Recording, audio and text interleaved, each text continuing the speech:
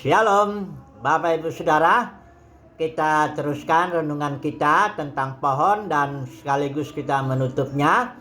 Kita sudah berbicara tentang pohon pengetahuan baik dan jahat yang merupakan simbol daripada pohon maut, ya. Pohon jenis kehidupan maut itu suatu jenis kehidupan yang dikuasai iblis, tetapi di dalamnya manusia punya pengetahuan baik dan jahat. Ini yang membuat manusia semuanya beragama, ya. Baik ateis itu dia beragama, itu artinya punya sistem kepercayaan lah tentang baik dan jahat, ya. Ya, kalau orang ateis menganggap ya tidak baik mengakui Tuhan, ya, atau tidak mau mengakui Tuhan begitu, ya. Tapi itu agama juga, ya. Nah, kita tahu sudah bahas juga bicara pohon kehidupan. Dan pohon kehidupan ini melambangkan Tuhan Yesus Kristus ketika jadi muka bumi ini. Dialah pohon kehidupan itu.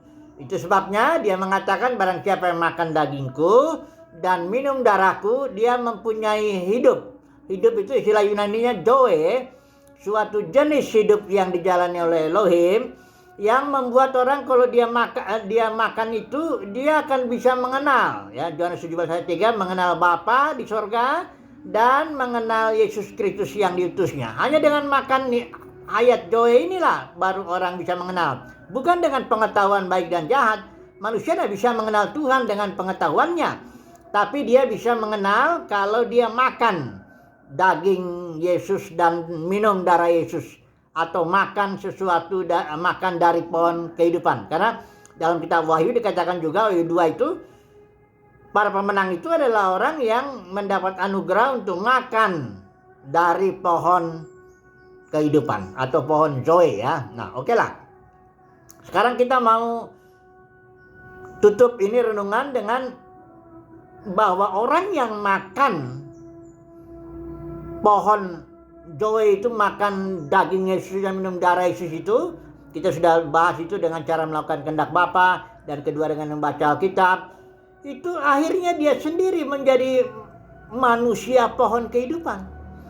Karena pohon itu simbol daripada manusia itu. Jadi kalau kita terus-menerus, ya, kita makan dari pohon kehidupan, nggak makan dari pohon pengetahuan, tapi makan dari pohon kehidupan, maka kita sendiri akhirnya sampai tingkat tertentu menjadi manusia pohon kehidupan.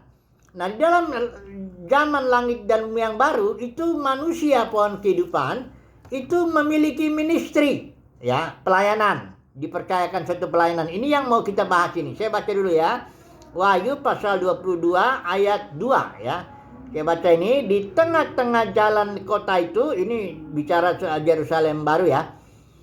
Di tengah-tengah jalan kota itu, yaitu di seberang menyeberang sungai itu, ada pohon-pohon kehidupan. Di sini istilah Texas itu pohon zoe, pohon jenis hidup Elohim itu, ya.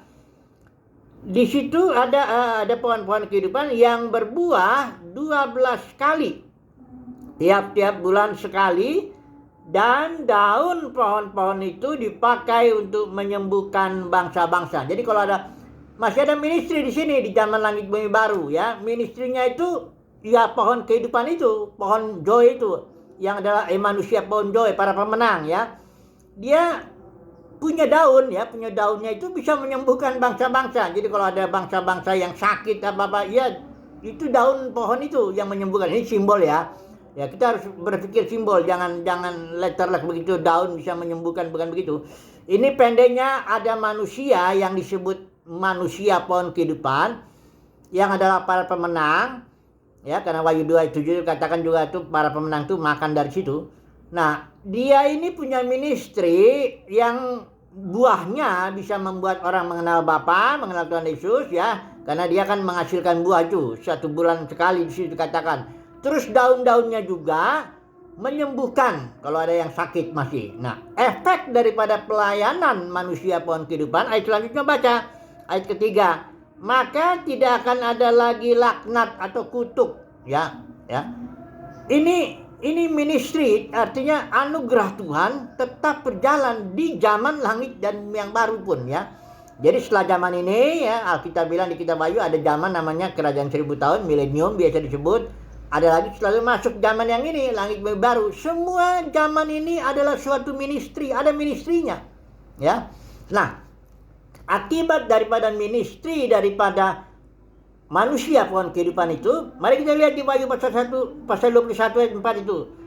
Dan ia akan menghapus segala air mata dari mata mereka, dan maut tidak akan ada lagi. Ini maut ini upah dosa ya.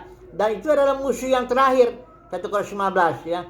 Dan akibat ministry daripada manusia pohon kehidupan, maut tidak ada lagi ya. Kemudian tidak akan ada lagi perkabungan atau ratap tangis atau duka cita, sebab segala sesuatu yang lama itu telah berlalu. Ini luar biasa Bapak Ibu Saudara. Kita dipersiapkan menjadi manusia pohon kehidupan. Ya. Dipersiapkan menjadi manusia yang buahnya bisa membuat orang yang makan buah itu bisa membuat orang mengenal Bapa di surga dan mengenal Tuhan Yesus yang diutusnya. Daun kita itu bisa menyembuhkan bangsa-bangsa. Itu ministry yang luar biasa, ministry daripada manusia pohon kehidupan. Ya. Jadi akibat ministry manusia pohon kehidupan, segala yang lama berlalu, maka tinggallah yang baru, di mana nggak ada lagi bekas dosa. Upah dosa itu maut ya.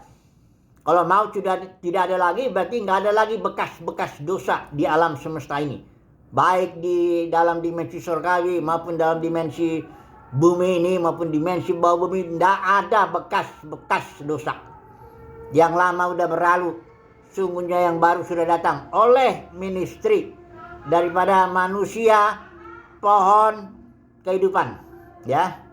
Jadi semoga saudara dan saya mendapat kasih karunia ya, kita menjadi pemenang, ditetapkan menjadi pemenang, dan kita sendiri hari lepas hari saat ini mulai makan dari pohon kehidupan itu, sehingga pada tingkat tertentu kita menjadi manusia pohon kehidupan untuk melayani di zaman-zaman berikutnya. Untuk apa? Untuk pemulihan segala sesuatu, di mana yang lama itu sudah berlalu, yang baru sudah datang. Ini luar biasa Bapak Saudara ya, langit dan bumi yang baru. Haleluya, amin.